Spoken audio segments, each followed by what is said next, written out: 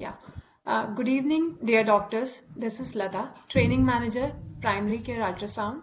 Today we are going to conduct another clinical episode on our webinar education series, that is Virtual Color Doppler Workshop powered by Varsana Balance from GE Healthcare. I would like to walk you through the today's agenda. First, we will start with the basic imaging in routine first trimester obstetrics, then followed by the advances in technology, Varsana Balance presentation by Mr. Manoj Singh, Segment Manager, GE Healthcare. In the second half, we will be having clinical discussion on role of color Doppler in second and third trimester obstetrics, followed by live demonstration. And we'll close with the questions and answers at the end from the viewers. So today we have pioneer in the field of imaging, someone who needs no introduction. Please welcome Dr. Kamal Oswal, MD and consultant radiologist, NCS Diagnostics, Kolkata. Also HOD Department of Radiodiagnosis at RKM Seva Pratishthan, Kolkata since 2010. There are many awards to his credit and has delivered lectures at various national and international forums. Before we get started, due to current pandemic, there has been a huge traffic load on internet services. If you experience any interruption in the transmission, kindly bear with us. We will try to sort it out immediately and resume. I now welcome Dr. Kamal Oswal to address our viewers with his clinical talk on basic imaging in first trimester obstetrics. Over to sir. Good evening, everybody. It's great to have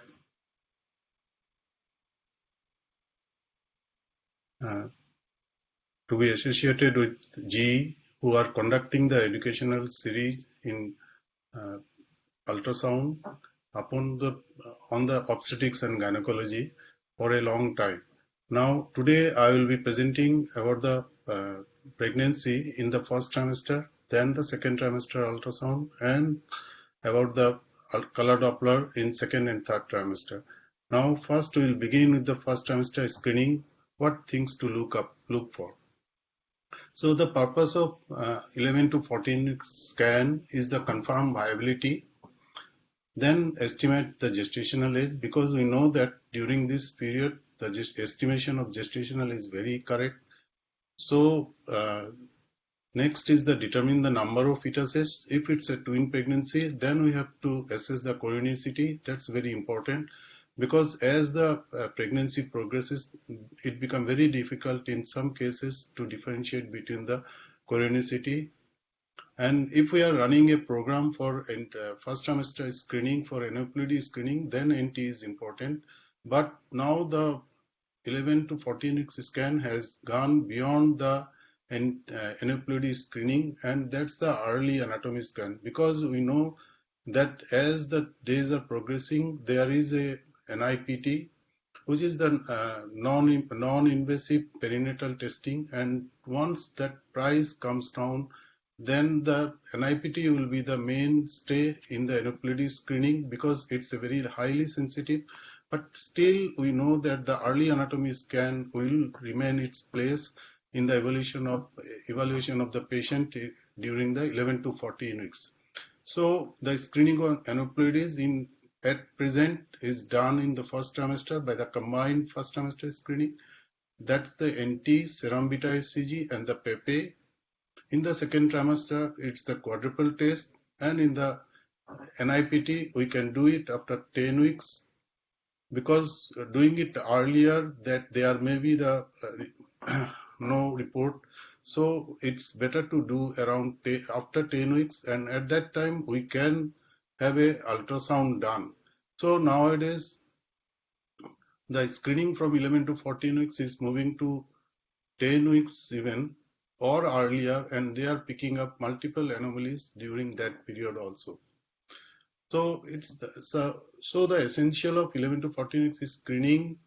We have to achieve a professional competence. So we must be very careful about the technique, how we are doing it, and the interpretation of the results. And we need to always reassess our competency by uploading our data to the fetal medicine site and they will review the data and whether we are doing it correctly or not. And we have to log 3 images to the FMF. They very carefully examine the images, and then they again give us the license for next year. So every year uh, there is a uh, review of how we are doing the thing, and it's a audit is very important, because whether we are doing it correctly or not, that's a very important one. So for the 11 to 14 week section, one is very important aspect is the ultrasound equipment. We must have at least a good quality ultrasound equipment.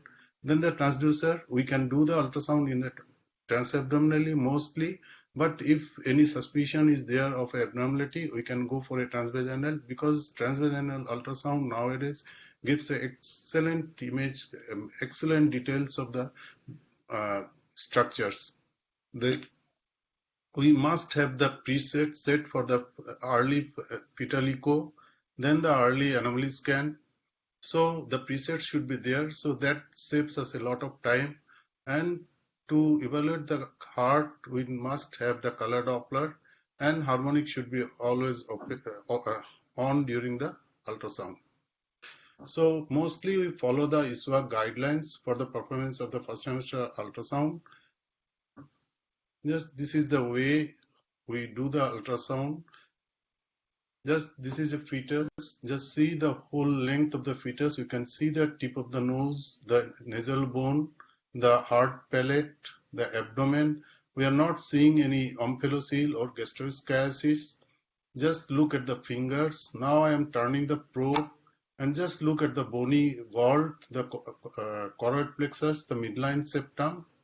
And if you go down, look at the eyeball, then the premaxillary triangle, the mandible. Just go down, look at the heart, the diaphragm, the stomach on one side, the umbilical vein.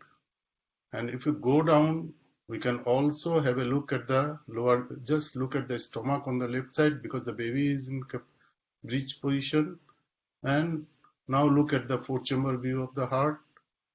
So one of the important thing is, since the baby is very small, we have to move the probe very slowly and look at the structure bits. Baby keeps on moving, and just we are taking a transverse view through the upper thorax, and now at the lower limb, and just look at two femur, the bones, the feet we can look at. Just look at the toes. So this is the way we can do the ultrasound in early scan. So it's not very difficult, but again, it depends upon the body habitus of the patient. And just look at the bowel loops. Now this is the way the CRL should be measured, and we can also freeze the image and take the NT from this image by the magnification after freezing the image. So this is the nuchal translucency. Just look at the heart palate. There is no gap between the heart palate. And look at the brainstem intracranial translucency and the cisterna magna. So this is the ideal way to do the first trimester anomaly scan. Now it's very important for the standardization of the examination. So CRL also should be very standardized, and just look at the image. There is a fluid between the chin and the upper thorax, and this is in a neutral position. So from the crown to the rump, whole area, the crown and rump should be very clearly visible, and we should measure the crown and rump.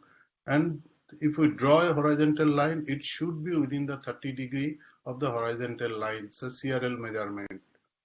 Again, this is the NT measurement. Then there should be image magnification. It should occupy more than 75%. Then it should be sagittal section, and fetus should be neutral position. The best of 3 linear measurements should be taken, and the crown and rump should be clearly visible, and we must put the correct caliper placement. Again, to measure the NT, we must have a gestational age of 11 to 13 weeks, 6 days, and fetal crown rump length should be in between 45 to 84 millimeter. And once if it's 84, it goes beyond the 13 weeks 6 days, but the CRL, the ground ramp length should be used for the measurement of the NT. Even if it's a 84 millimeter, you can take the measurement. The mid-sagittal view that show the nuchal measurement and the face. The fetus should be in the neutral position with the head in line with the spine, so there should not be any flexion or extension, and magnification so that the fetal head and the thorax occupy the almost whole of the skin.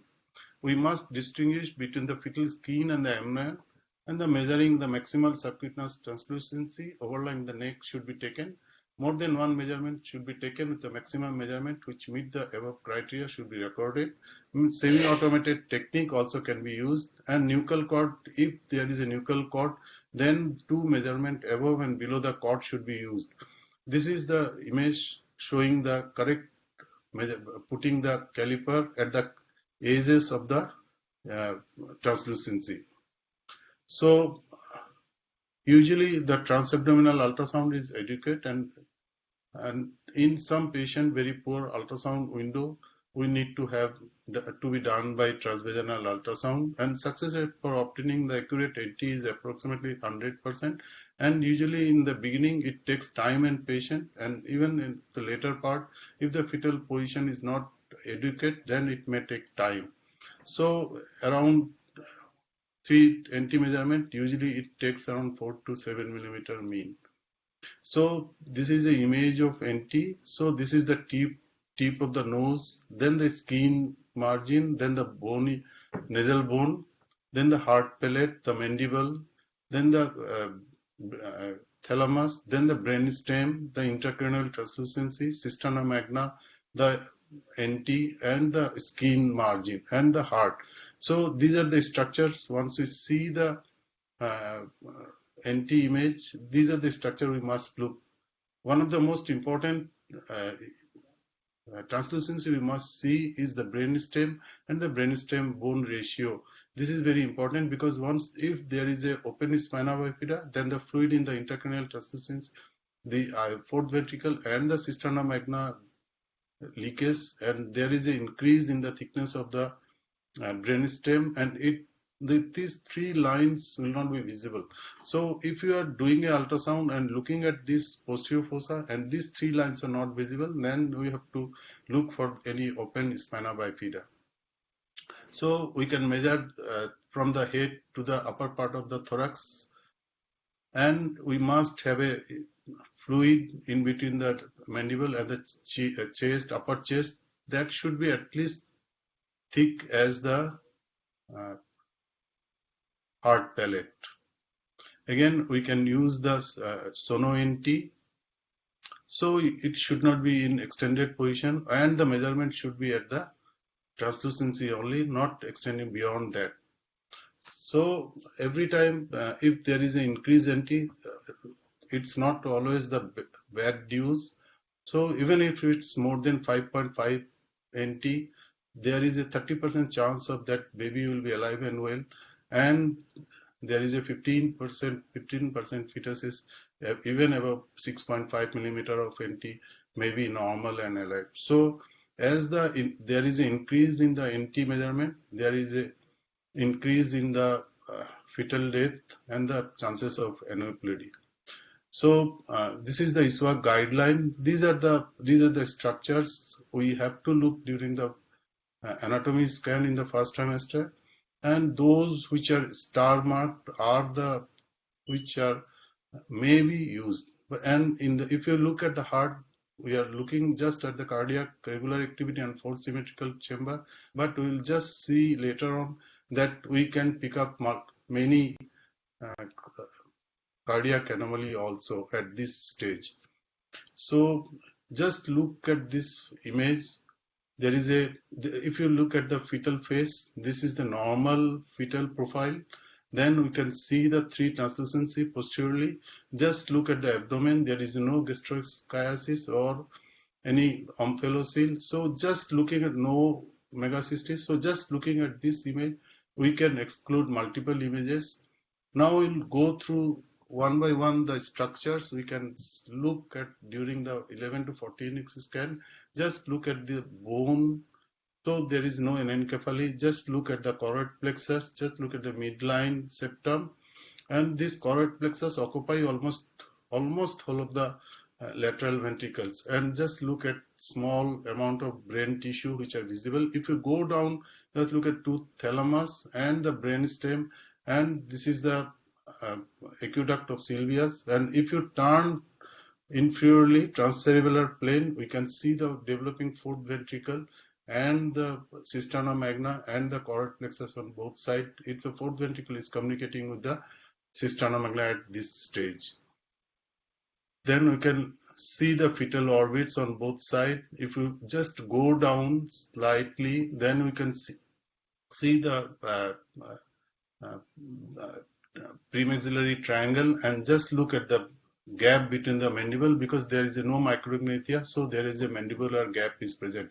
Even with the TBS, we can look at the upper lip, and this is also a face. So just look at the face, the head, the orbits, even the lenses can be visible, and the mandible,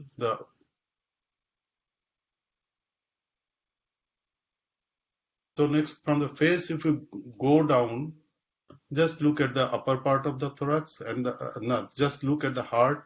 If you go down, just look at the stomach. So we can decide whether the stomach is on the left side or right side. So we can decide on the situs. Then next we can see the fetal heart. Just go up, it's towards the left side, and we can see the fourth chamber view.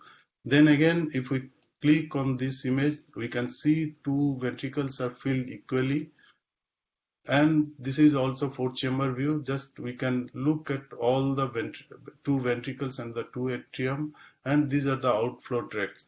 So during the 11 to 14 weeks scan, we can see even in the assessment of the fetal heart, first we have to look at the situs but looking at the upper part of the abdomen and seeing whether the stomach is on the left side or right side. Then we can just go up and look at the fetal heart. We can see the two ventricles and the two atria, but sometimes it can be difficult to look at the lumen of the heart, and we can just put the color and see the equal filling of both the ventricles. And we can see the tick sign, which is the pulmonary artery and the aorta coming out. So at least we can exclude major cardiac anomalies by looking at the heart at this stage. Just look at equal filling of both the ventricles and the outflow tracts. Next, if we go down, just look at the fetal abdomen, just look at the stomach. We can also look at the umbilical vein, then the insertion of the umbilical cord there. If we go down just in transverse position, also you can see the kidneys, but it's better seen in the coronal plane. Just two kidneys. At this stage, the kidneys are slightly echogenic. And if you go down, look at the bladder, and we can also look at the number of umbilical arteries. And if you go posteriorly, if the baby is in good position, you can see the spine throughout the whole length and just parallel posterior elements of the fetal spine. We can also look at the limbs, because it's very important to look at the three segments of the limbs, and we can also use the 3D ultrasound. Look at the fingers, we can count the fingers, 4, and the thumb is in another position, and just look at the three segments of the upper limb. So femur, and we have to look both the limbs and all the three segments.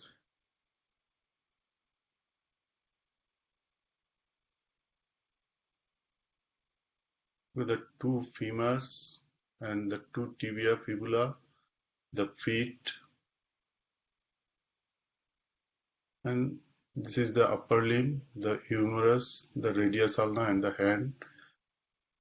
We can also, at this time, since the baby's hands are open, we can count the fingers also at this stage. So during this stage, we can pick up a lot of anomalies, but the anomalies which are always detectable are the anencephaly, the body stalk anomaly, the lobar holoprosencephaly, exomphalos, gastroischiosis, and megacystis. And potentially detectable are the structures which, if we go systematically and examine the features, then we can pick up the posterior fossa defect, the spina bifida, facial clefts, cardiac defect, renal defect, and the limb defect, and some are undetectable because those structures are not yet fully developed. So, like agenesis of corpus callosum or any ovariences, CCAM and sequestration are difficult to or could not be picked up during the first trimester. So this is an image with a increased translucency. So this patient undergone amniocentesis, and this is a Down's baby. So looking at the structures, we can see a cystic structure from the occipital area of the fetus, and we can see the gap in the occipital bone with herniation of the bony brain structure outside. So these are the encephalocele, and this is a large encephalocele coming out from the occipital area. So anencephaly, there are many type of anomaly. Just look at, there is no brain tissue, but there is a just hat-like appearance of the brain tissue. So these are all anencephaly without any surrounding bone, and these are the different type presentation of the anencephaly. So just look at, there is no bony structure or brain tissue just above the orbit of the fetus. Just see the brain tissue abnormal. These are the all again different type of presentation of anencephaly. So we can pick up the anencephaly around 12 weeks. This is a large occipital encephaly, a short spine with a constant flexion of the fetus. This is the anencephaly, and this is a occipital encephalocele. But the cause is, if you look at this, membranes are attached to the area of the brain, this brain. So this is a amniotic brain syndrome. So we know that there is a less chance of recurrence in this patient.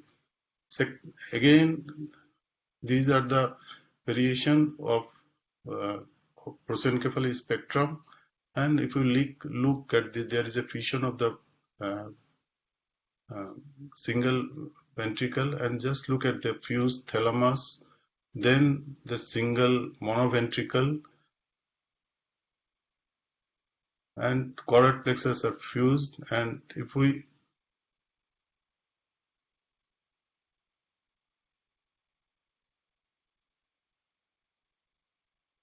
this is again a lobar holoprosencephaly.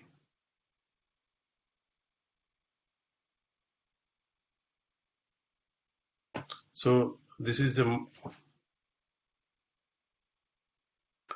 monoventricle, and this is a dorsal cyst in a case of lobar holoprosencephaly.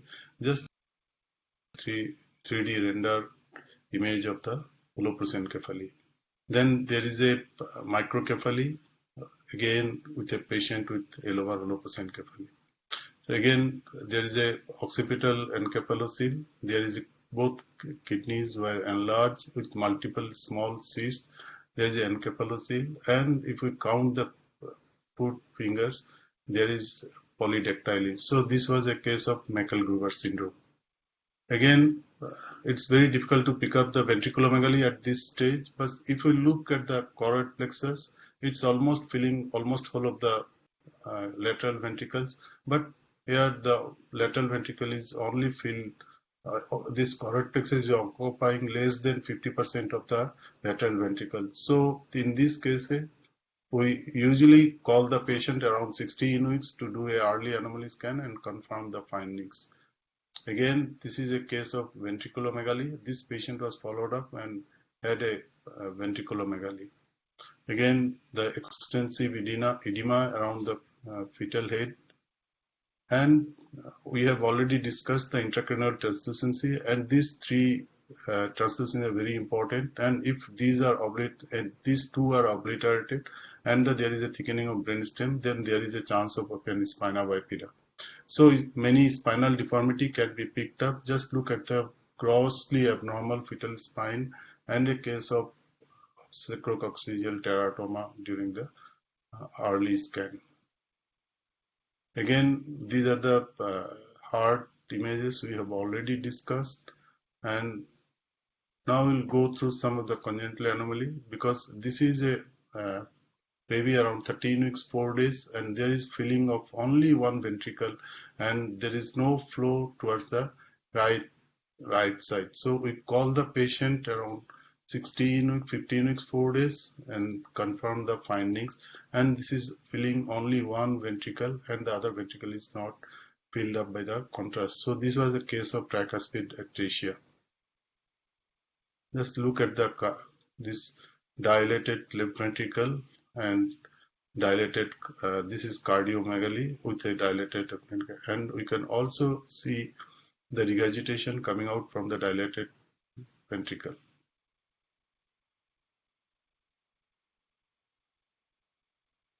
This is a left ventricle. Just see the echogenic margin, and there is no contraction of the left ventricle. This was a case of hypoplastic left heart syndrome. And just look at the large AVSD. These are the cardiac lesion which we can pick up during this anomaly scan. This is again a patient of AVSD, and there is a pleural effusion on right side.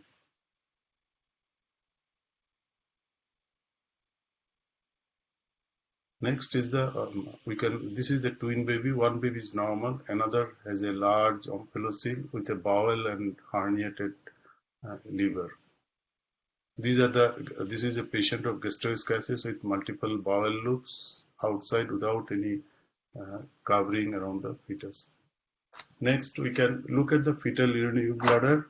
Mostly around after 12 weeks, we can see the urinary bladder. It's very important to look at the urinary bladder because there may not be oligohydramnios at this stage. So, in case of agenesis, so if it's a less than 7 millimeter, it's normal. If it's 7 to 15 millimeter, there is mostly those cases are normal, but you have to follow up. And this is a bladder which measures around 16 millimeter. So this is definitely a case of megacystis. Again, a dilated urinary bladder and oligohydramnios, and we can see also the dilated posterior urethra. And this is a huge megacystis. Then we can also pick up the lethal bony anomalies. Just look at how short the bones are. Thorax is narrowed and the abdomen is protuberant, and this is a case of thanatophoric dwarfism. These are multiple cases of sirenomelia. Just two femurs are visible and the lower limb is fused, and these femurs, there is a soft tissue fusion. Just only one single bone is visible, and this is the 3D image of the same patient, and this is two bones are fused in the upper leg, and the lower leg is also fused with two abnormal foot. And this is a case of upper limb abnormality. Just look at the radial ray deformity with the humerus and the short single bone, and there is a clav hand.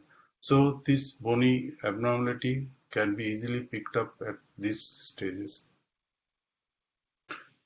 The limitation of 11 to 14 weeks scan is it should be a comprehensive early scan, is time consuming, and the second trimester scan should anyway be performed, and if it's a lethal one, we can decide to ask the patient to terminate the pregnancy if they prefer, and in doubtful finding, control at 16 to 18 weeks is preferred, and some anomalies do not have yet ultrasound findings, and some structures are still developing like corpus callosum, and 11 to 14 weeks scan could be more than merely an NT measurement, and many anomalies are easily detectable at this period, and better detection can be achieved by systemic approach and must have own checklist so that we do not miss out on any findings, and some findings resolve and some are evolving. Thank you very much.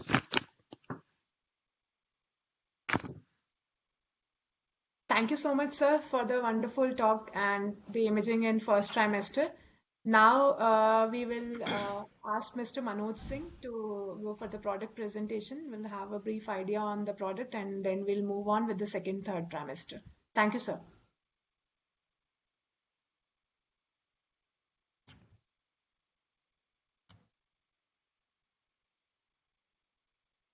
Team, I'm audible. Are you able to hear me? Yes, sir, go ahead. Hello. Sir, we are able to hear you. Go ahead. Okay. Thank you. So, good evening, everyone, and welcome to the Color Doppler workshop powered by Versana Balance. First, I would like to thank Dr. Oswald for a very comprehensive but very crisp presentation on what we should do when it comes to the first trimester scanning. And it was really good learning for me. I'm also trying to learn a lot of new terms, new ways to look at various different aspects of the fetus. Some things which Dr. Oswald talked about are very fundamental, right? And those fundamental probably many times we don't pay those much attention as it comes to the academics. So in academics, all the doctors, they try to attend all the seminars, they are trying to attend all lectures, all papers and everything they try to go through. But the technology also plays an equally important role when it comes to the final diagnosis. So your competency definitely is most important, but the equipment which you are going to use is also going to play an equal amount of role. And as Dr. Oswald talked about that, he said that ultrasound machine is important, the transducer is important, and that is where I'm going to take maybe next 15 minutes to take you through that how Versana Balance is really going to be a game changer for future, especially when it comes to the trimester scanning area or OBGYN segment. So Versana Balance is a new product which we launched last year, and we call it competent, efficient, and practical. And why do we call that? Competent, when we talk about, it is the equipment which can cater across clinical environment. Efficient, which means something which you are doing today, taking maybe 5 minutes, how we can do in maybe less than 1 minute. Practical, in all situations of the patient care, how this machine can really help you. So let me go through that, and then we will have maybe quick question answer towards the end. When you are selecting ultrasound, right, and majority of time we see that, okay, we are talking about only some features, some pricing. But in my view, there are 5 things we should look at whenever we are buying any machine. We should look at features, definitely, that's important. We should also look at the technology, the background of the company, which company develops that. Because many times, a lot of companies, they may purchase technology from others, and on the lifetime journey, somewhere there may be a conflict or different companies may get merged somewhere, and that is where the customer is at loss there. The third segment becomes the service. We should look at the service support, because your job is to save and extend life. And when you are going to do save and extend life, equipment are there are fluctuations, there are multiple things which keep happening, and you require service.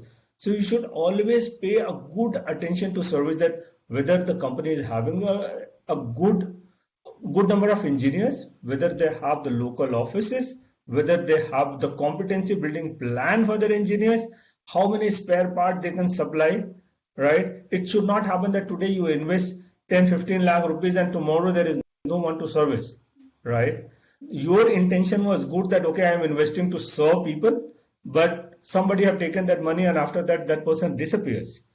The next one is continuous learning, and that is one thing which GE is completely bind with, right?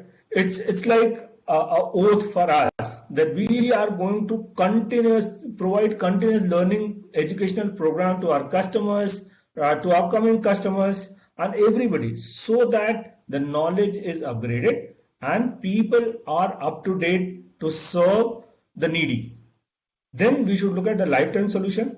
And when we compare, right, we find that GE is one of the companies which is having 555 across all the segments, and that is where we are the market leaders. So my request to all the people on the call, that just don't pay attention to pricing or don't just pay attention only to feature. Consider all these 5 factors, understand about that company before you invest into any kind of machine. Why Vasana Balance? And Vasana Balance is a new product which we have launched. And why it is balance, right? It is a balance across clinical environment. So whether we are talking about OB/GYN, GPs, MSK, we are talking about cardiology, this machine can do everything there. Second, it is a balance, a good balance between the versatility and the brilliance. So versatility across clinical environment, and brilliance is all about the depth of technology which really helps you to become efficient, accurate, and great image quality. And what really enables that is the great IQ, which is outcome of TrueScan architecture. So GE always believes in TrueScan architecture, which means whatever data we are acquiring from the patient, it gets stored as a raw data. So even if the patient goes, you are not happy with the image, you are not happy with the setting, you are not happy with the measurement, you are not happy with the spectrum, you can change everything. You can remove color, you can do the measurement, you can move the cursor and then see how the flow is going to happen. You can change various parameters and see. This gives you a flexibility because majority of the time you will be working under pressure, and every time there may be chances that okay, some or the other things you may miss. But TrueScan architecture provides that flexibility that to maybe in the second half of the day or whenever you have a lesser time, you can come back and correct and look at those things. And this is very important aspect when it comes to especially the first trimester scanning part. Digital beam format, that gives you flexibility to get best image quality. Scan Coach is a feature which is developed for you all. So this feature gives you a complete understanding around how to do the right scan. The difference between a good versus a great sonologist or radiologist is to get the right plane for the image, right? Scan Coach gives you the image on the screen, it gives you a video, and it also gives you the textbook image. All the 3 things are available, and then you get the second B mode where you can scan and match that particular frame. So it is a good learning opportunity. Second, it gives you also an opportunity to upgrade and enhance your knowledge.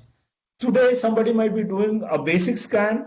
He wants to move into advanced scan, or he wants to move into MSK or cardiology. So there are more than 500 images are there, which are reference images, which can be taken and people can practice in the leisure time.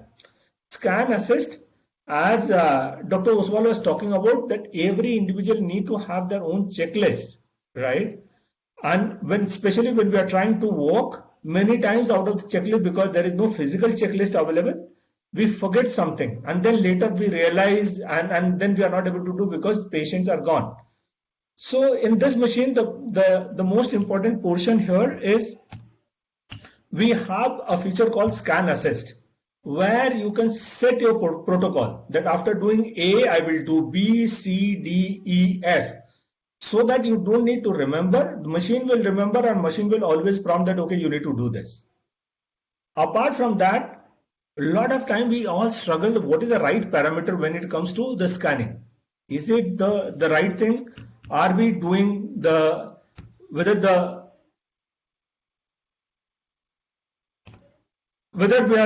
we are trying to do the balancing of various parameters. Wiz is one touch which optimizes not only the brightness and contrast, it takes care of complete image and gives you the best optimized image, right? This is based on the machine learning. We are trying to create this feature, which is very well appreciated by many of you.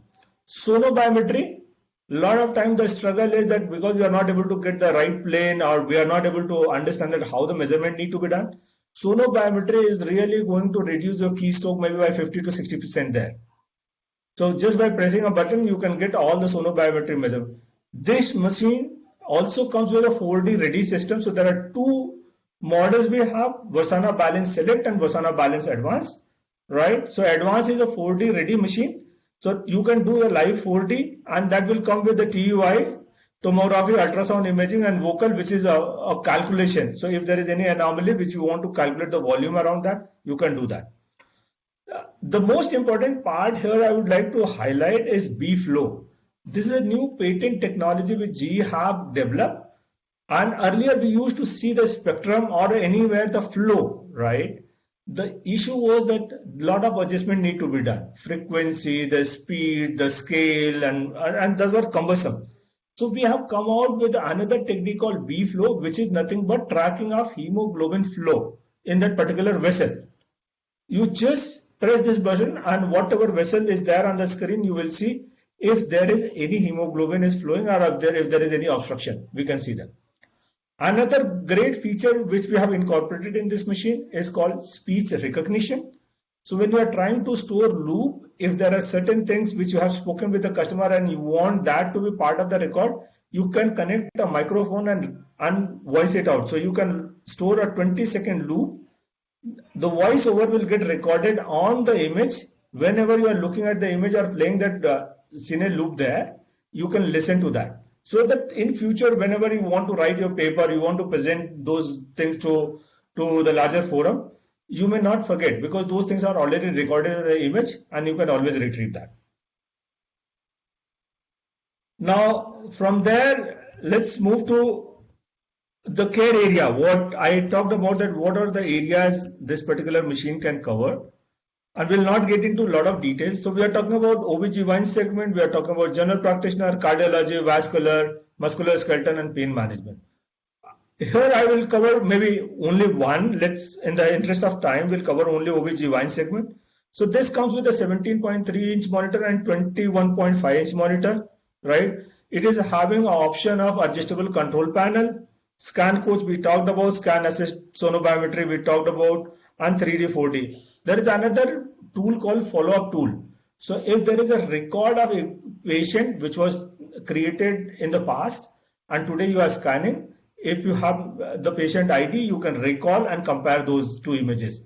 In case of any anomaly or whatever treatment the patient is undergoing, is it really helping the patient or not? Similarly, under each of the categories, we have unique features which will help each of the clinician to do the best. Now, from there, I would like to show you that what are the probes available. So this comes with a normal convex probe, volume convex probe, two types of linear probes, and two types of cardiac probe, right? And microconvex probe, and of course the TV probe. So this is a versatile range of probes which you can always select on, and these are really providing the good image quality, because the GE we use the same probe across the product. As we move up, the different type of probes just get added, but the basic probe always remains same. This is a basic feature which we are talking about for this product, right? We talk about B mode, M mode, those are normal things. Color M mode we are talking about. Cross beam, SRI we have talked about, right? Scan assist. Then the new feature which we are talking about in this machine will be there. Speech needle recognition is there. Even if you want to take breast care, that is also there, right? And thyroid productivity. So these are the tools which you have developed and which is part of this machine. So whenever you are talking about your product, just look at your complete workflow. Not only that what majority of the time you are doing, but what exactly is the complete workflow you are doing in maybe in a month's time. And that is what will really help you to determine that what are the features we need to buy this machine with. These are some images from this machine, right? And you can see the 3D, 4D, you can see the Doppler of finger, you can see the sonobiometry, you can see TUI, you can see abdominal scan, you can see the uterus, right, with the flow and the kidney flow. So this is a fantastic machine, and these are the images which are taken from the install base. It is not that, okay, we have created those images. These are fantastic images. We can always show you. You can see the placenta, sorry, the cord, right? The various flows on the cord. very clearly visible there. So from this, I think this product is a great product, and when Dr. Oswal is now going to do a hands-on, you all will see the capability of this product. So that's all from my end in terms of product. Thank you very much for listening, and let's move to Dr. Oswal, where he is going to show some live demonstration of the cases. Thank you. Thank you so much, sir. So we will be moving to Dr. Oswal for the second and third trimester imaging techniques, and will be closing with the live demonstration and question and answers, sir. Over to sir. Could I go to second trimester anomaly scan? Yes, sir, that would be fine, sir. Second Then trimester normally.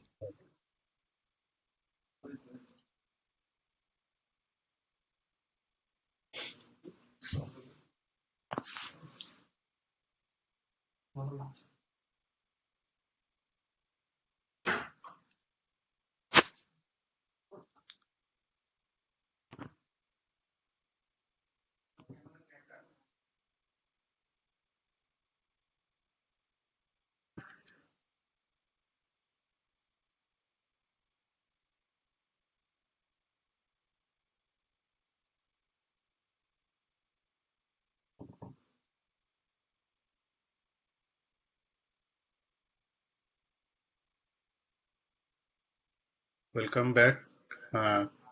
After the 11 to 14 scan, again, this time we will be moving to anomaly scan. These two are the most important ones, and we will go in details about the anomaly scan, what to do and what we should not do. So again, the major references are from the ISWAG.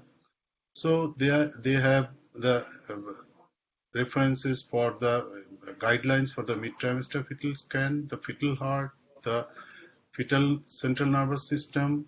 Then our own Society of Fetal Medicine has also come up with the guidelines, and there are from Mediscan team there is a guidelines. So whenever we are doing any ultrasound, we must follow a systematic guidelines so that we will not be missing anything, and these guidelines are depend upon the available information which are available at this time. So the second trimester scan involves the 7 steps. So history is very important, because just looking at the history, we can divide the patient into either high risk or low risk. Suppose this patient, one patient has a diabetes, or she is on anticonvulsant drug, then we know definitely that this patient might have a spinal defect. So we'll be very careful and look at those scans. So we'll be surveying the fetus, just look at the placenta, the fluid, then we'll take the biometry, then we will be doing the targeted imaging, looking at all the structures. So if we know that how much risk is there for any possible abnormality, then we can put more effort on that. Because if we are doing in a clinical setting in real life, so number of patients will be waiting, so it's not possible to give each and every patient around half an hour or 45 minutes. But in some patient it may be needed, but other patient, if it's a low risk patient, we can do it very quickly. Again, we will be looking at the fetal activity, then fetal environment, and lastly the reporting is also very important. Again, we are following the ISWAG guidelines. So they have given the exactly what to look for, and they are now changing some of the guidelines and coming up with the newer guidelines. So when we start a ultrasound, just we have seen that this is the left side of the fetus, and we are looking at the fetal heart. Just I will go through how we are doing the ultrasound. Now I have moved from the normal ultrasound to the fetal cardiac presets, and just see how narrowed the field of view is there. It's only covering the fetal thorax. Now, after looking at the 4-chamber view, I have just switched on the color, and it's very important to switch on the color. Just look at the filling of the both the ventricles, the inflow and the outflow, and look at the 3-vessel view. So it takes hardly few 1 or 2 minutes to go through the all the structures. If we just freeze the image, just look at the left ventricle, right ventricle, the septum primum, the valves, the equal size of the atria. We can see the pulmonary vein and the aorta. So within a few minutes, we can completely evaluate the fetal heart, and it's very important that we look at the fetal heart because it's very important to exclude congenital heart disease. So it's not that we will not be looking at the fetal heart if it's an anomaly scan, and the fetal cardiac evaluation will be separate. At least minimum the 4-chamber view, outflow tracts, and the 3-vessel view are the minimum we should do in each and every patient. Then again, while doing, we are looking at the placenta, just look at the amount of fluid there, and then look at the extent of the placenta, look at the cervix. This is the internal loss, and we are labeling it. So the cervix we have seen, the placenta and the fluid we have seen in few minutes. Next, we'll go and do the fetal heart. During the BPD, we can just move the probe slightly. Just see, we are measuring, we are looking at the femur. Then we are going to fetal head. And while doing the BPD, we can just move the probe slightly, go down posteriorly, take a transcerebellar plane, look at the cerebellum, cisterna magna, then go up, look at the interthalamus, look at the Sylvian fissure, look at the cavum septum pellucidum, and just look at the lateral ventricles. So while doing the BPD scan, we can have a first look at the fetal cranial structure, and then we can take an exact measurement, the section which we use for the BPD measurement, and then we take the 2 images.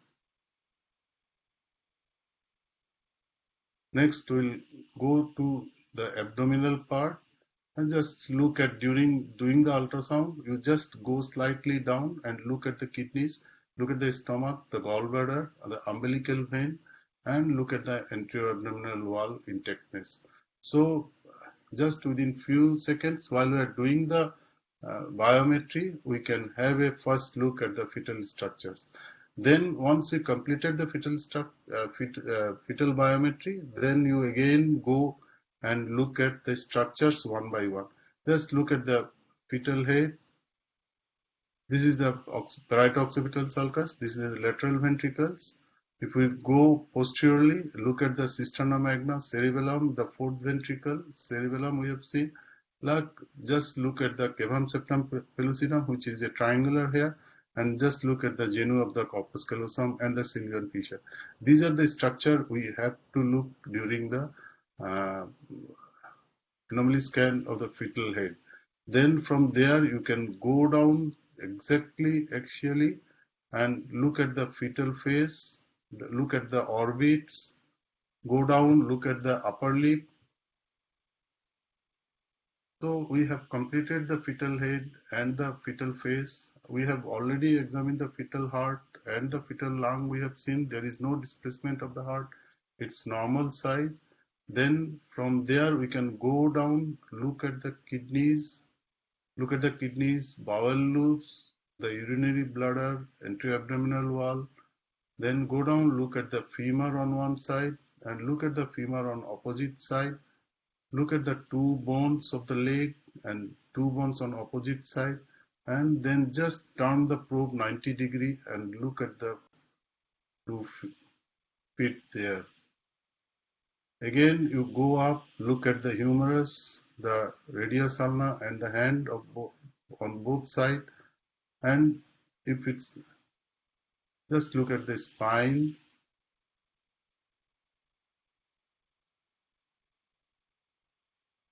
Just look at the hands and including the fingers. You can count it and look at the cord with a 3 vessel. So this is the comprehensive ultrasound examination of during the anomaly scan. So the timing of scan is usually it's performed around 18 to 22 weeks, but whenever the patient comes, we cannot uh, refuse the patient even around 25 weeks or later. Whatever structure we can see, we must do it and record whatever we can see, and whatever we could not see, we should not be keeping those in a record. So the standard biometry is the bilateral diameter, head circumference, abdominal circumference, femur length, transcerebellar diameter, lateral ventricle, and cisterna magna measurement have been included in new guidelines. Next, we'll go through the normal structures. Just look at the 4-chamber view, the left ventricle, right atrium, left atrium, the foramen ovale, and just aorta. It's slightly on the left side.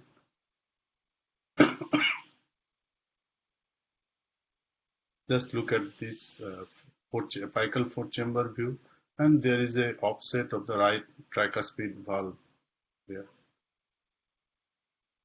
Then we can move laterally and see the interventricular septum through the lateral aspect, so that any VSD we can ventricular septal defect we can pick up. Just look at the left ventricular outflow tract, and it's a continuous with the interventricular septum. Look at this 3-vessel view, the pulmonary artery. This is the right branch going behind the aorta. This is the aorta superior vena cava, and this is the ductus arteriosus. And these are the 2 bronchi. This is the 3-vessel view, and this is the 3-vessel trachea view. And if we could, we can go sagittally and look at the aortic arch and the ductal arch. Next, we can move towards the fetal head and look at these 3 structures. This is the transthalamic plane. Just if we go up, look at the transventricular plane, and if we make the probe oblique posteriorly, we can have the transcerebellar plane. This is a automated image taken after the 3D view, and these all measurement and the section are taken automatically by the ultrasound machine. So it saves us a lot of time, and the measurements are also automated. So this is the brain structure. Just look at the structure. This is the cavum septum pellucidum, which is triangular. In 25% cases, it can be a box-like, and there should not be a midline structure. It should be fluid filled, and there is a small amount of tissue in front of cavum septum pellucidum, which is genu of the corpus callosum. Then we can see these 2 frontal horns. Look at the caudate nucleus and look at the sylvian fissure. And posteriorly, as we go, we can see small amount of the choroid plexus visible, and this is the 3rd ventricle. If we take a transcerebellar plane, just look at the posterior cisterna magna, and this is the black pouch, and this is the cerebellum, which is a dumbbell shaped. And while doing a transcerebellar plane, we must have anteriorly the cavum septum pellucidum, and we can take a measurement of the nuchal thickness if it's increased there. And once we go slightly up from the thalamic region, we can see the lateral ventricles filled with the choroid plexus, and we take the measurement at the level of the parieto-occipital sulcus. So these are the structures we must look, and we must see the bony calvarium and look at the these sutures there. So this is the normal measurement, how we take. It should be inner to inner, and because in a borderline case, it's very important that we take the ventricular measurement very correctly. And just by making the probe oblique, we can look at the lateral ventricles on the other side, because there may be a possibility of a asymmetrical in ventriculomegaly. So if required, if we suspicion of some abnormality, we can do the sagittal image and look at the corpus callosum. And these are the skeletal anatomy of the spine. Just look at the brainstem and the upper part of the cord, and this is the conus medullaris, and there is a intact skin posterior to the spine throughout. And then in the face we can look at the two orbits, and one orbit sits in between the two orbits, and there is a lenses on both sides. And if you go down, just look at the upper lip, and if we require, if there is a cleft lip or cleft lip, then we can go and look at the maxilla of the maxilla also. Because this is a profile view of the fetal face, nose, upper lip, lower lip, and the tongue, and we can also see the diaphragm there. So going down, this is the upper part of the abdomen. There is stomach, umbilical vein, the aorta, and we can, if we go down, we can also look at the gallbladder. Just look at the intactness of the anterior abdominal wall. To measure the kidney AP diameter of the renal pelvis, we have to have kidneys to be in the 12 position or in a 6 position, and if it's not dilated, it's usually not measured. And if it's dilated, we should not write that there is a fullness of the renal pelvis. We must measure it and then decide whether it's dilated or not. This is again the normal diaphragm, and just look at the echogenic lung and the hypoechoic liver down there, and we can see the two cords around the bladder. So this is again the limb and extremity. You can see that we can count the fingers, we can look at the feet, and we can look at the bones. And each and every bone should be seen, because there may be absence of even single bone. So we can see both the femur, the tibia fibula on one side and the tibia fibula on one side, and there is no evidence of clubfoot there, and we can see the foot by turning the probe 90 degree. So just now we'll go through some of the abnormalities. So if there is a absent cavum septum pellucidum, so these are the possibilities. The incorrect scan plane. So we have to go up and down and look at exactly the fluid filled square or triangular space in between the frontal horns. There may be agenesis of corpus callosum. That may be the hint to the diagnosis of agenesis of corpus callosum. There may be possibility of hydrocephalus, which may blow out the cavum septum pellucidae, and there is a possibility of holoprosencephaly spectrum and the septo-optic dysplasia. So this is a normal cavum septum pellucidum. There may be extension posteriorly, so cavum vargi, and this should not be mistaken for the arachnoid cyst. So if required, we can go sagittally. This is a transvaginal image.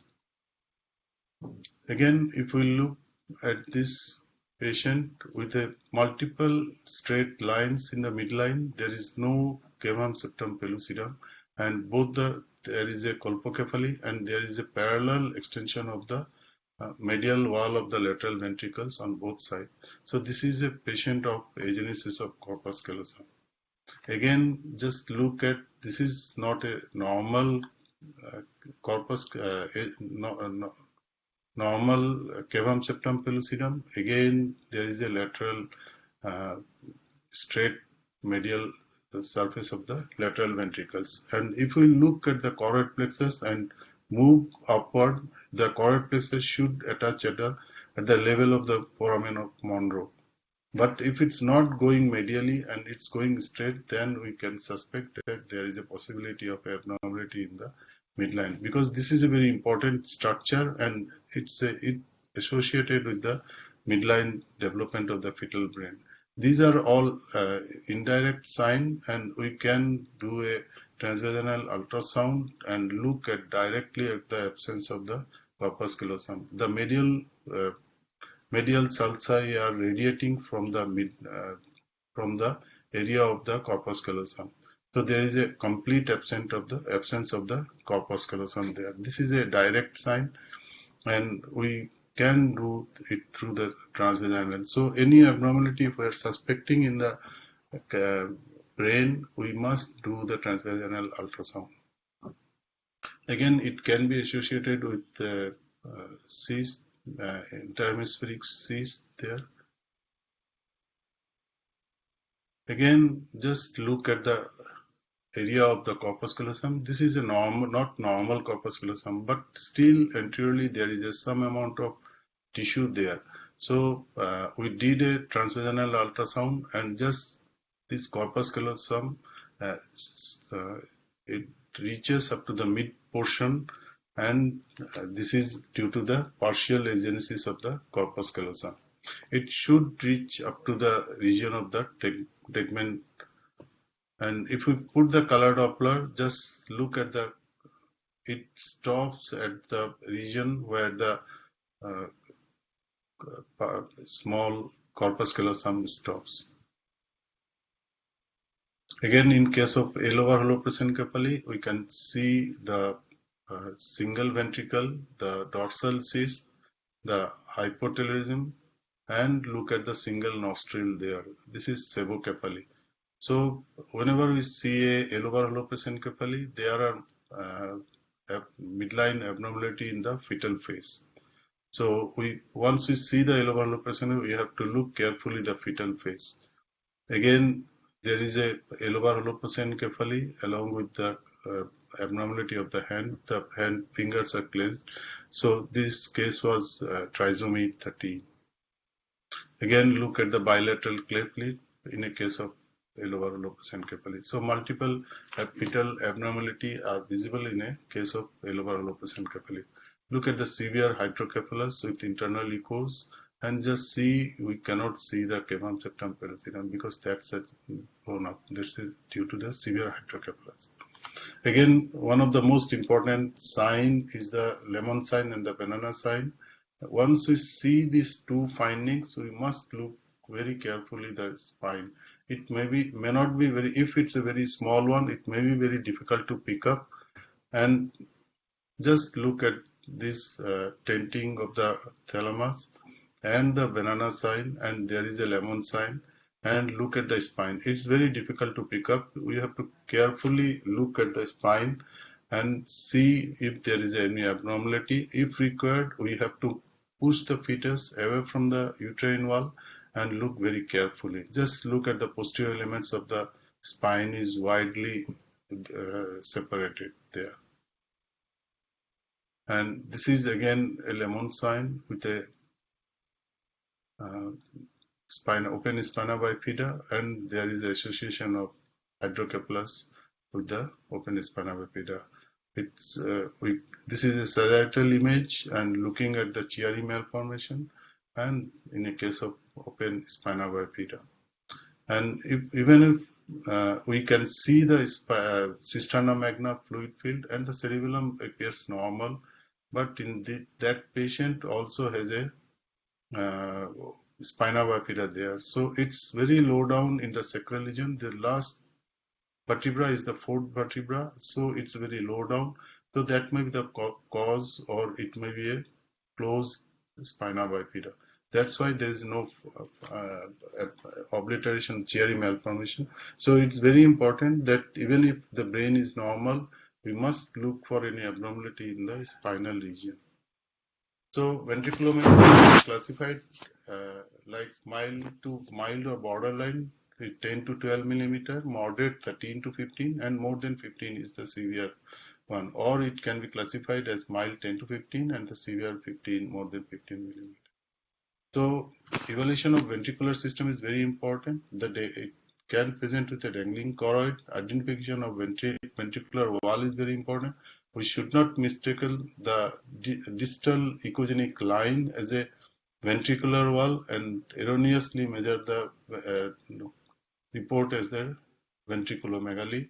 And there is a overestimation of atrial width with improper plan selection and improper caliper placement. And there is an inter-observer variability of around 3 millimeters. So in a borderline cases, it's very difficult.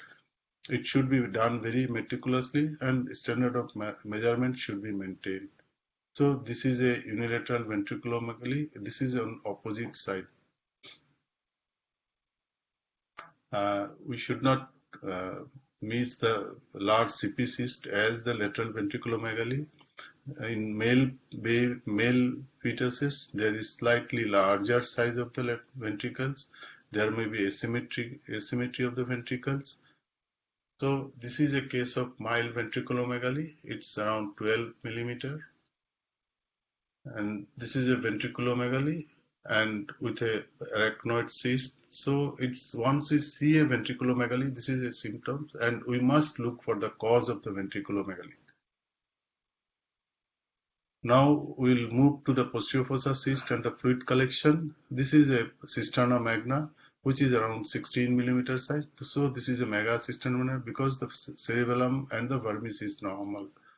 And if we look at this keyhole appearance in the posterior fossa, we must take a sagittal image and measure this is a black spouse cyst, and we have to measure the brainstem Marmian angle.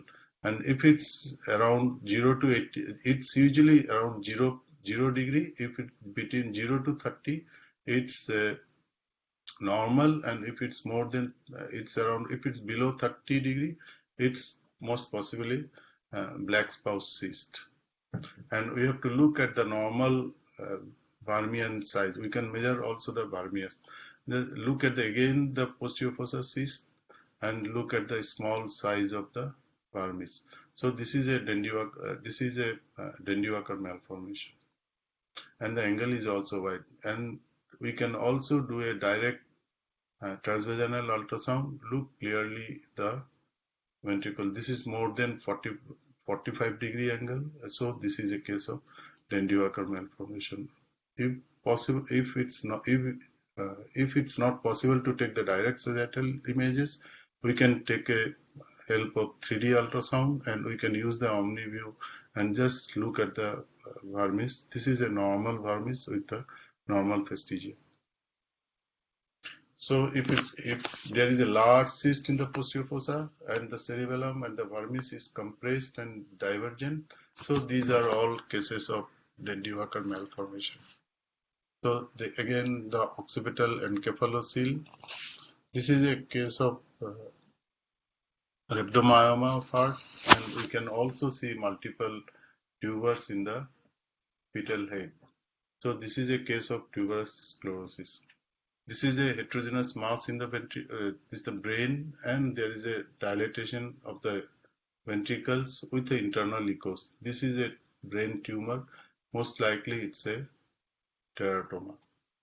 Then we can see if any cystic structure, we have to put the color on and look at this is a vein of Galen aneurysm.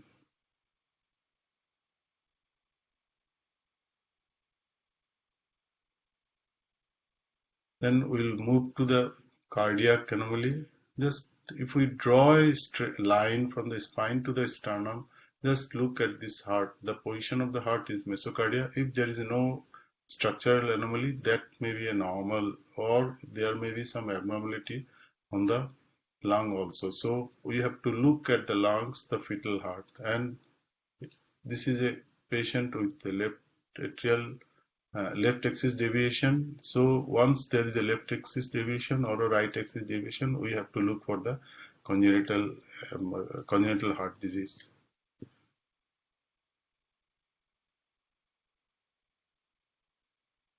This is a left side. This left ventricle is dilated, but there is no flow towards the right ventricle, and the wall of the left ventricle is echogenic. So this is a case of hypoplastic left heart syndrome. In hypoplastic left heart syndrome, the left ventricle may be dilated, may be normal size, or may be very small. So this is a case of left ventricular hypoplastic left heart syndrome with endocardial fibroelastosis. again, there is no flow visible in the left ventricle, and this left ventricle is dilated with a echogenic wall. This is again a patient with hypoplastic left heart syndrome. And if we look at the three vessel view, there is a reversal of flow in the aorta. So there is no forward flow from the aorta, so the flow is going from the ductus arteriosus.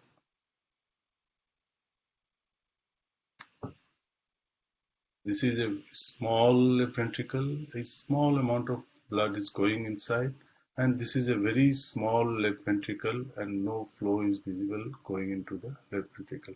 Again, there is a reversal of flow in the aorta there.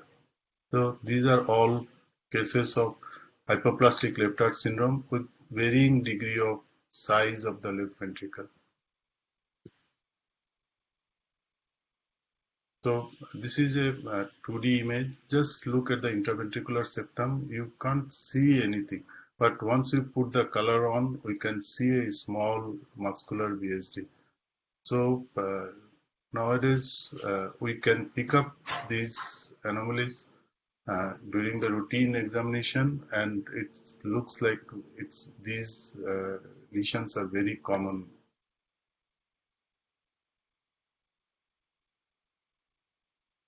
This is a fourth chamber view of the heart, and just look at the ventricular disproportion. And if we put the color on, so there is a filling of the left ventricle also, and the contraction of the left ventricle is normal. So if we go to the three vessel view, just look at the aortic isthmus. Just see how narrow it is. It is narrower than the size of the ductus arteriosus. So this is a patient of coarctation of aorta. Then you go sagittally and look at the aortic arch. Just look at the narrow aortic arch there with a shelf there. This is a fourth chamber view. Once we put the color on, just look at the regurgitant jet coming from the deep of the right ventricle. So this is a patient with abstain anomaly, and what we do, while putting the color on, we increase the PRF maximum so that all the flow which is going to the other the ventricles are suppressed, and only the regurgitant jet can be seen. So now we can clearly see the regurgitant jet, and we can put the PW cursor there and see the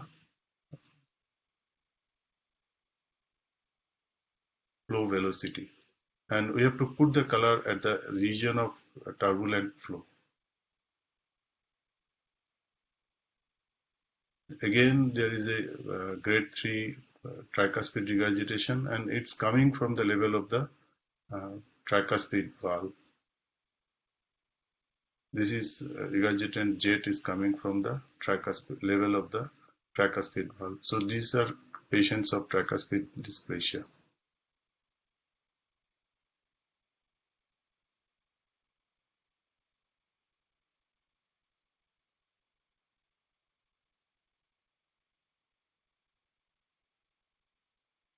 Again, fourth chamber view, just look at, if you carefully look at the image, there is a these two valves at the same level, and if we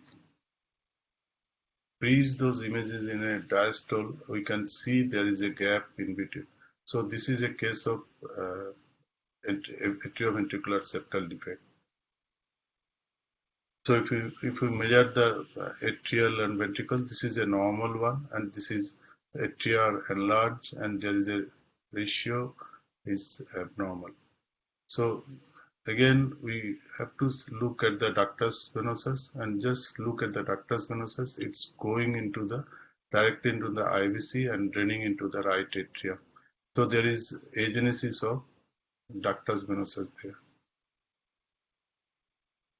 So it is going directly to the IVC. So whole blood is going to the right atrium. So right atrium will be dilated, and there may be a chance of right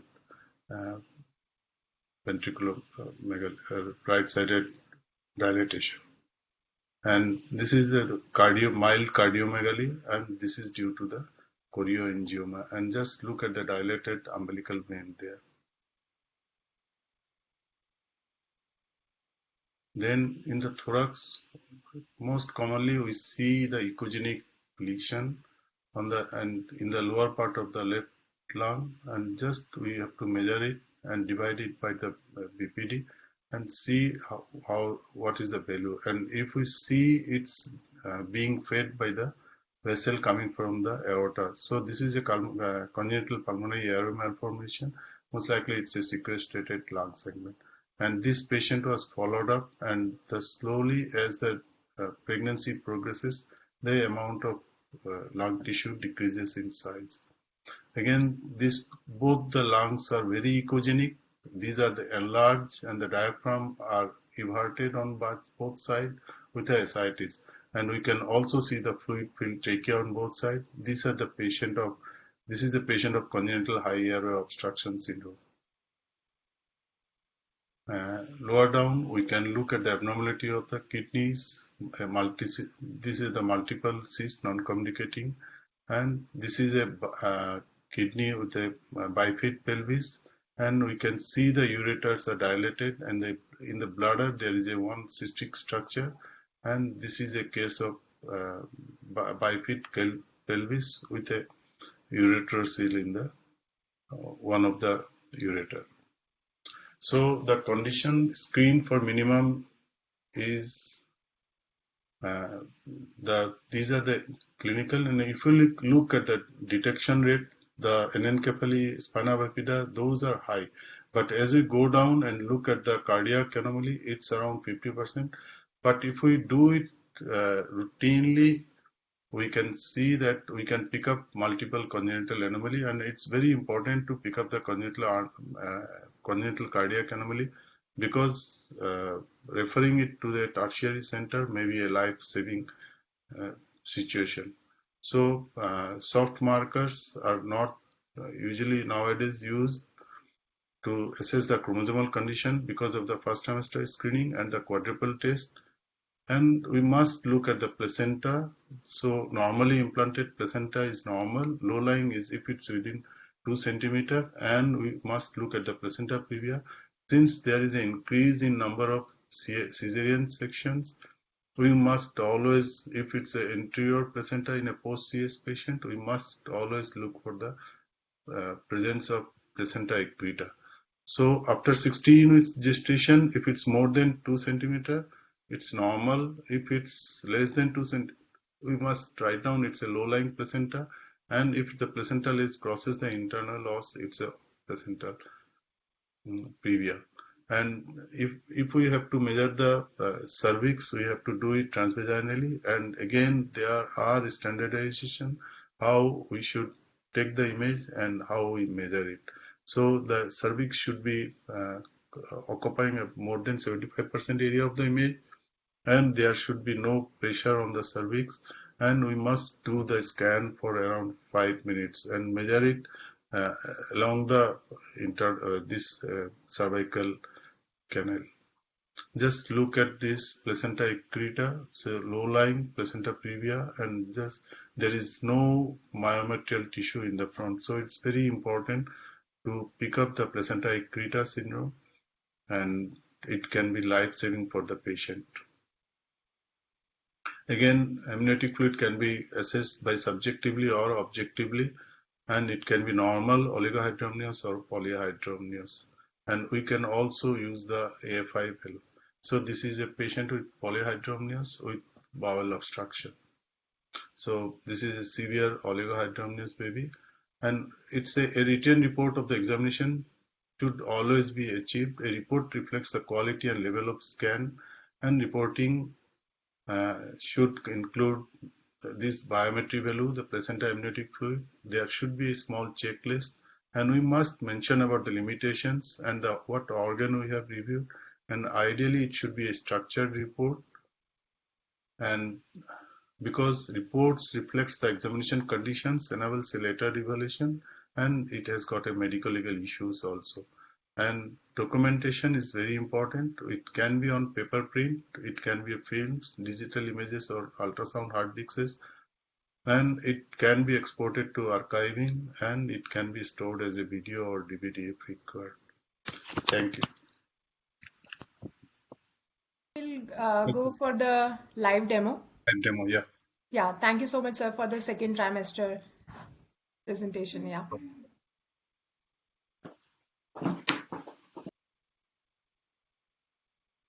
So we have arranged the patient, and patient is of second trimester, and we will be having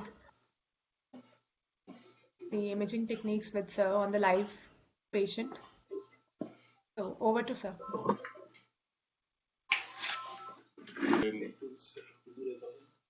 This patient is in second trimester.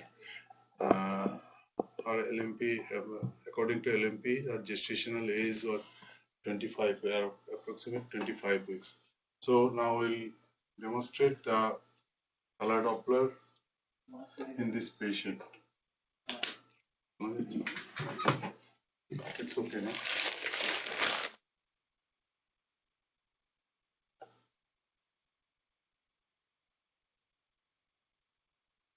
So when we start the ultrasound, we first look at the fetal heart. So fetal heart is beating. You can see, just turn the right probe 90 degree and first look at the fetal head. It's towards the cervix, so it's a cephalic presentation. So then we turn the probe and just look at the stomach there, and look at the spine on mother's right side. So the stomach is on left side. So that completes the situs part of the ultrasound. Then we go to the fourth chamber view of the heart. Then we'll move to the cardiac setting.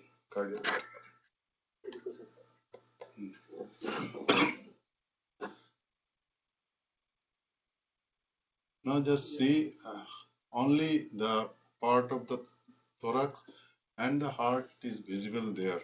So we can zoom it. Now it occupies more than, just increase the area of angle. Yes, that's all. Change the tint.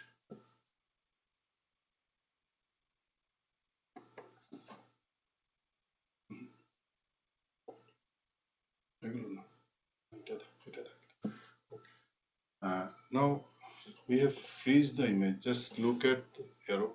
Just give show the arrow. Okay. Just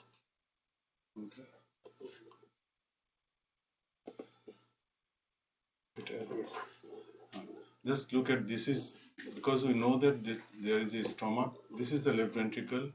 This is the right ventricle. This is the tricuspid valve. This is the mitral valve. Tricuspid valve slightly towards the apex, and just look at the small tissue which is visible. So now the fetus is in very ideal position to do the fetal echo. Next, while it's in very good position, we can put the color on, decrease the color box.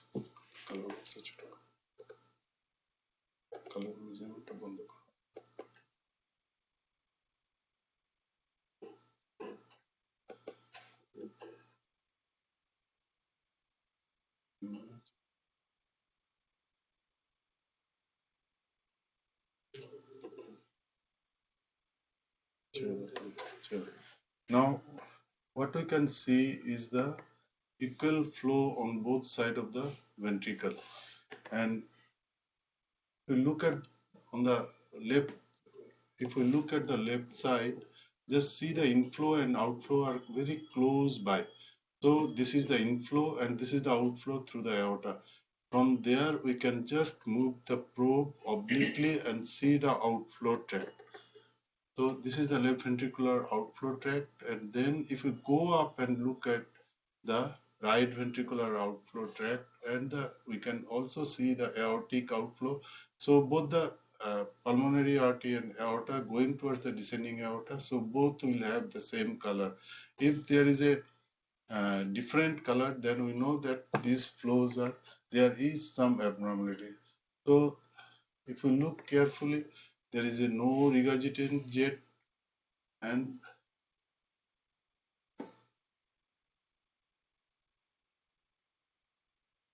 also at this time we can, if required, we can take the PW. Suppose there is a suspicion of aortic stenosis or any regurgitant jet.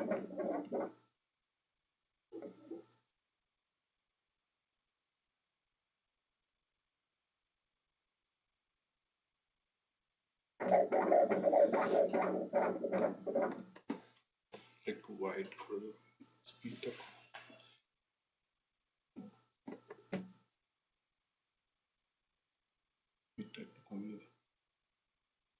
PW is better.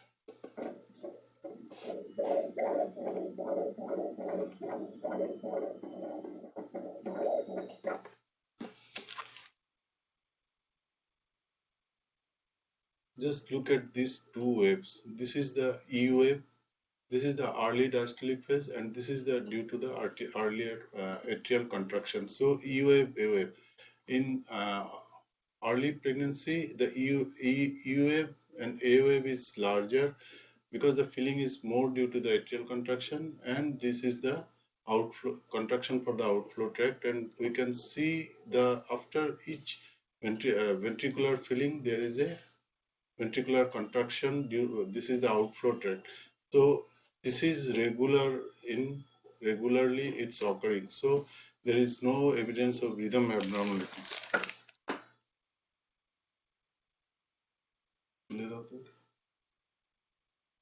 Next we can go to the outflow tract. বিশ্বাসটা বন্ধ রাখুন।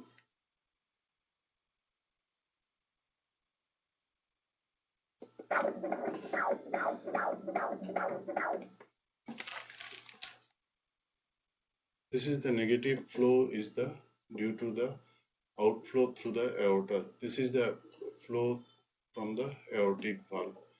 So around it's coming around 60 centimeter. If it's more than 100, then it should be, we should be suspicious. Otherwise 60 is normal. Even if you go to the pulmonary outflow tract, also RVOT, the same type of unit when flow will be getting.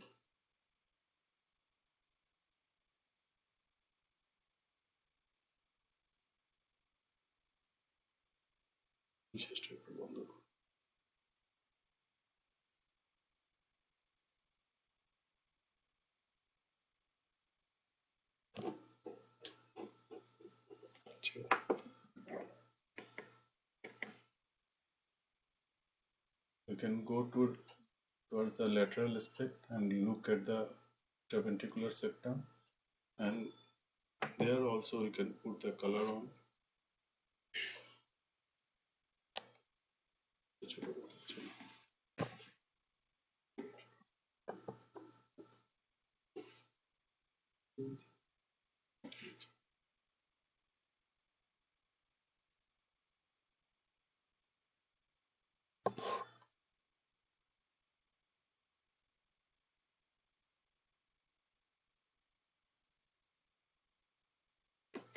So while doing the anomaly scan or fetal echo, this is the part we have to do it. We have to take the 2D images, magnify the image, and if possible, we must take the video clips and keep to be stored in the hard disks or in any archiving. Just look at this 3 vessel view. This is the superior vena cava. Look at the trachea there.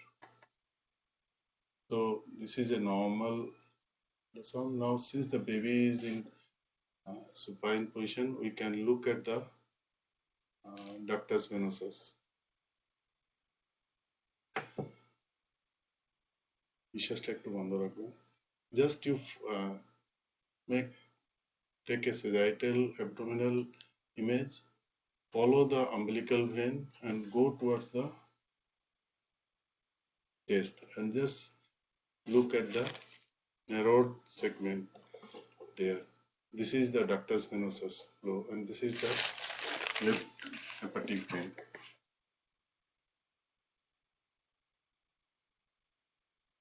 And if we put the power Doppler there, for the ductus venosus flow, the sample gate should be as small as possible.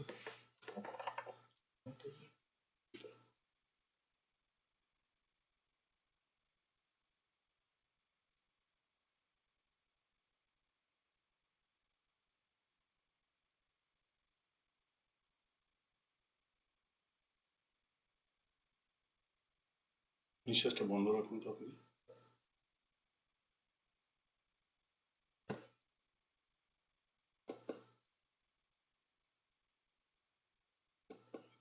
এটা বন্ধ করুন।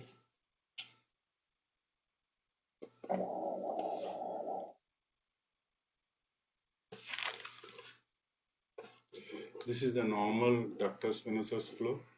So this is the SD and this deep is the A. This is due to the atrial contraction. This is the systole S during the systolic systole. Then this is during the diastole, and this is the if it's go down and reaches up to the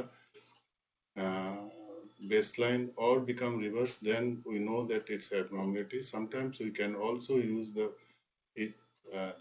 pulsatility index of the ductus venosus to look for the abnormality.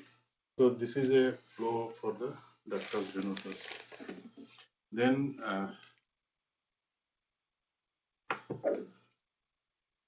next we can go and look at the umbilical vein. So just put the color on and we must take the image during the when the baby is quiet. Just look at this.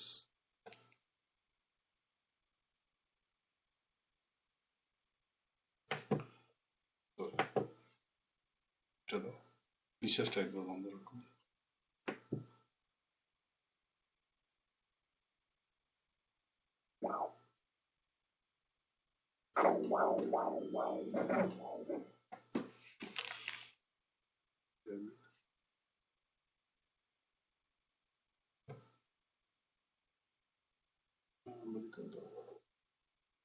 Measure করে auto নেই auto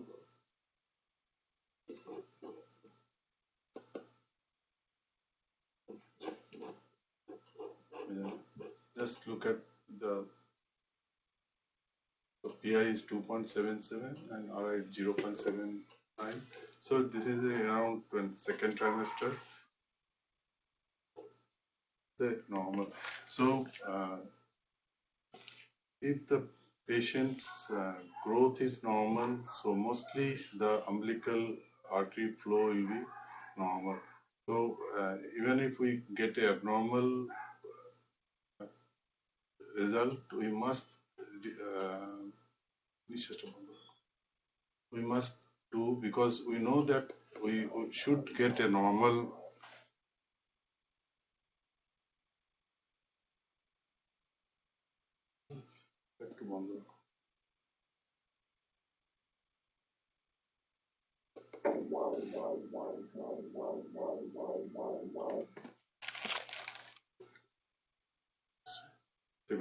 just see this PI is around 0.97, which is normal now. Because if the baby moves or any other causes, there may be abnormality in the measurement. So what we are expecting we should get that measurement only. So if required, we must again take the measurements, and which is expected should be taken as a final result. So we have taken the ductus venosus, we have seen the cardiac flow, We have seen the umbilical artery flow. Now we will go to the MCA region, MCA artery. So first we have to go to the BPD mode, then just go down towards the base of the base, and just there will be echogenic area in the midline, and we can see the circle of Willis. If it cut, we have to change and we have to go through the sutures there. Just that's the নিঃশ্বাসটা একবার বন্ধ রাখো, PRF rate কম করো।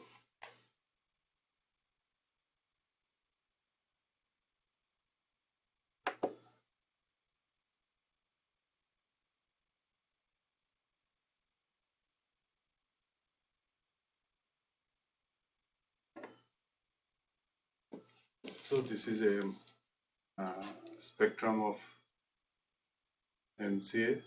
So the PI is 1.75. Usually during this second trimester stage, it's a high resistance flow in the brain. As the pregnancy progresses, there will be a decrease in the PI value of the MCA. So we have done the ductus venosus, fetal heart, the MCA, the umbilical artery. So we'll try, since it's around 25 weeks, we'll try to take an umbilical artery, uterine artery flow. I think that will be difficult. একটু কিছু করতে হবে, ঠিক আছে? এদিকে সরে আসো। একটু বড় করে দাও, angle টা। সামনে করে দাও।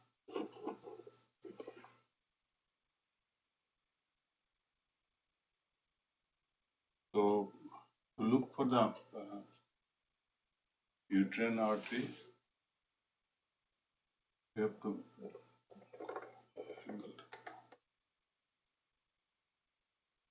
go to the cervix in the midline. Then from the cervix, we have to move on one side at the region of internal loss and look for the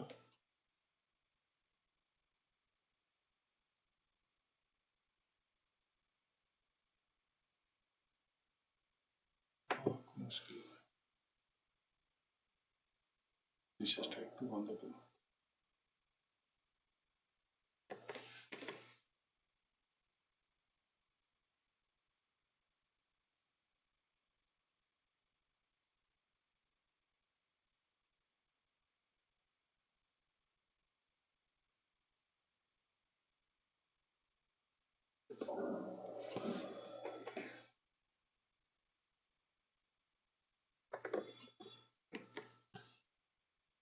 This is a MCA on one side.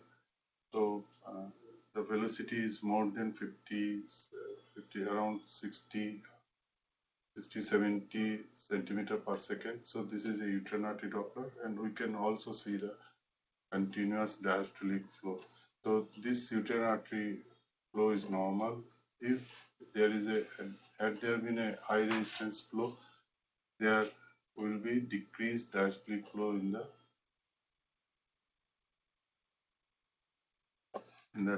uterine artery.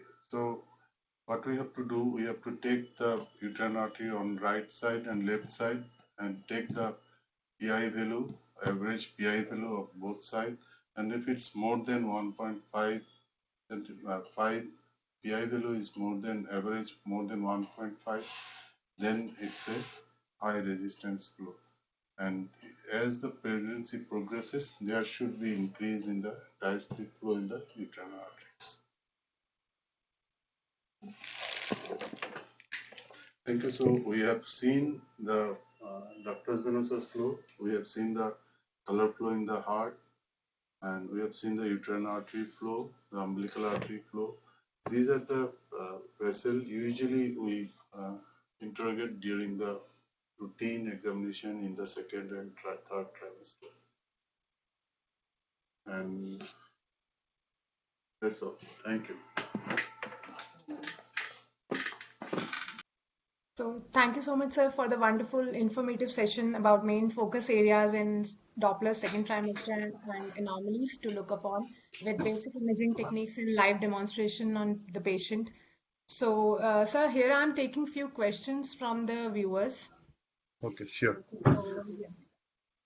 So we have the first question from our viewer. It's when should we consider renal pelvis is dilated, sir?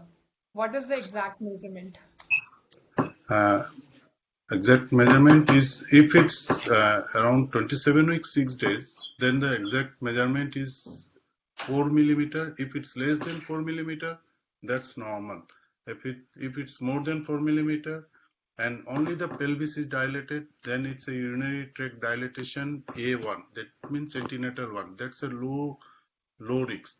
And after 27 weeks 6 days, if it's more than 7 millimeter, then it's a dilated. And along with the dilatation of the renal pelvis, we must look at the dilatation of the minor calyx, major calyx, the change in the echogenicity of the kidneys. We have to look for the dilatation of the ureter, then the bladder size, bladder wall thickness.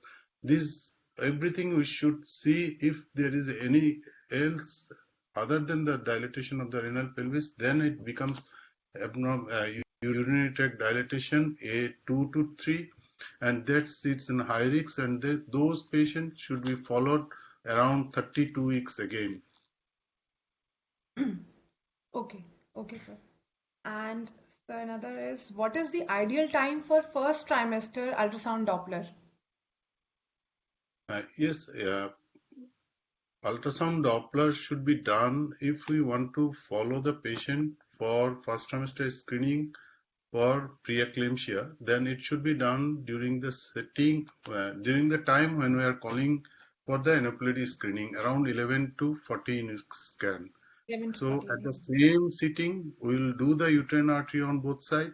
We will take the blood pressure measurement and we will do the PEPE and the placental growth factor. And these all combined will give us a risk just like the risk for the Down syndrome and the other aneuploidy. Okay, okay, sir. And sir, what are the causes of reduced umbilical blood flow in clinically normal ANC patients in third trimester with apparently normal anomaly scan of fetus of IVF conceived mother? Usually, we have not seen any patient who had a normal growth having a increased PI in an umbilical artery.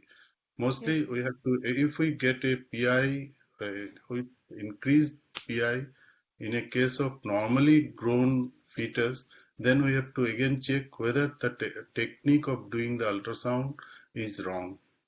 Okay, Mostly, okay, sir. it never occurs. Sir, then is what is the role of venous Doppler in third trimester? Yeah, venous Doppler. Usually, mostly we do the venous Doppler for the ductus venosus. So the first stage of doing, first it should be a FGR baby. Then first we do the umbilical artery, then the MCA. If there is a absent umbilical artery or decreased umbilical artery, then we go for the ductus venosus.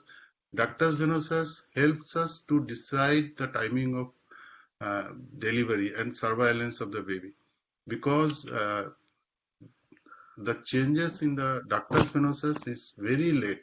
So mostly we do the surveillance by doing the umbilical artery and the MCA, and once that become very abnormal and the baby is extremely premature, then we go for the ductus venosus, and once the ductus venosus PI goes up and there is a reversal of flow, then it's time to deliver the baby.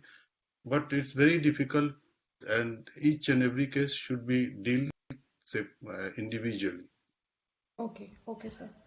And sir, is umbilical Doppler useful in third trimester?